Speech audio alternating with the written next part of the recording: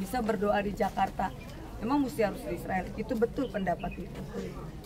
Artinya saya juga sudah mulai tidak dulu waktu 10 kali datang ke sini, tiap kali ke sini bisa nangis Belanda. Setiap kali masuk ke dalam itu berdoa kayaknya nangis, sedih, kayaknya campur aduk segala-galanya. Tapi lama-lama saya berpikir, sometimes kita berdoa itu karena jiwa kita ikut bermain. Iya kan?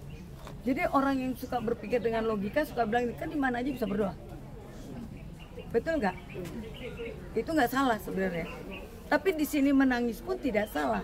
Karena pada saat itu kamu sedang mengingat, jiwamu pun ikut berdoa. Oke? Dua-duanya punya jawaban masing-masing, punya alasan masing-masing. Jadi tidak boleh ada saling menyalahkan. Kalau begitu, apa yang naik dari saya hari ini ketika saya datang ke tempat ini? Saya lebih banyak menyuruh orang, ayo nikmati itu air. Kapan kamu bisa injak kaki kayak Yeshua berjalan di atas air? Coba lah dulu jalan di atas air nanti di situ. Ya, coba kali aja bisa.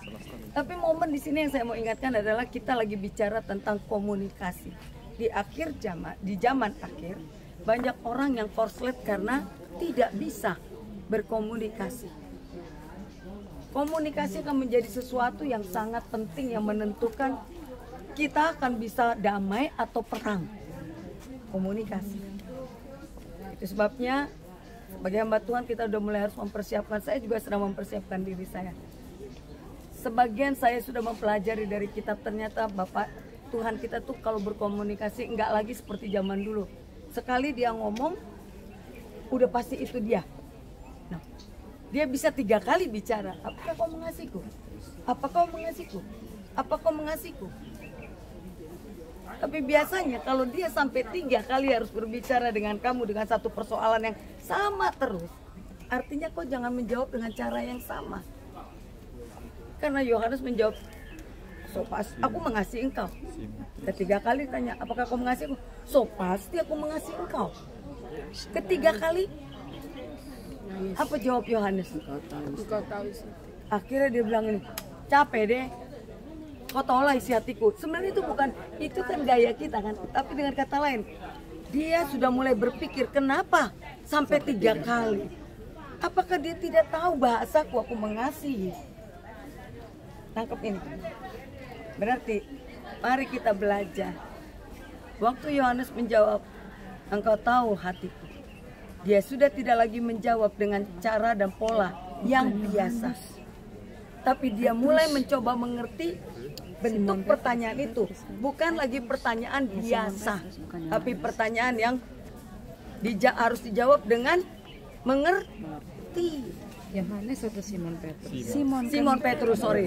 Simon Petrus, bukan Simon. Bukan Yohanes. Ya, bukan Yohanes. Sorry, kita balik-balik. Saya lagi pikir Yohanes soalnya.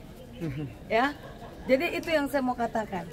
Jadi hari ini, kalau dulu ada banyak orang sebentar-sebentar dia bilang, aku dengar kata Tuhan. Aku dengar suara Tuhan. Tunggu dulu. Kalau kau mendapat satu pernyataan dari Tuhan, inginkan kepastian. Sungguhkah itu dia atau tidak? Ya, ujilah segala sesuatunya.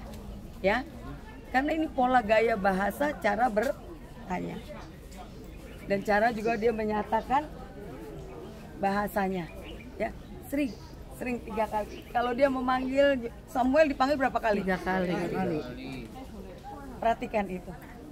Jadi kalau dia memanggil 1 kali, harusnya kalau kamu mau lebih cepat seperti tidak seperti siapa? Simon Petrus yang 3 kali baru kenapa nih? Kalau 1 kali langsung pikirkan apa ini, bukan langsung yes. Kenapa? Karena nanti masalahnya kayak si Simon Petrus yang di atas air. Datanglah. Begitu jalan ada angin dikit, jatuh nih gua kayaknya. Pikiran. Nangkep ini? Ini nyambung nih, perjalanan kita tadi nih nyambung dengan tempat ini.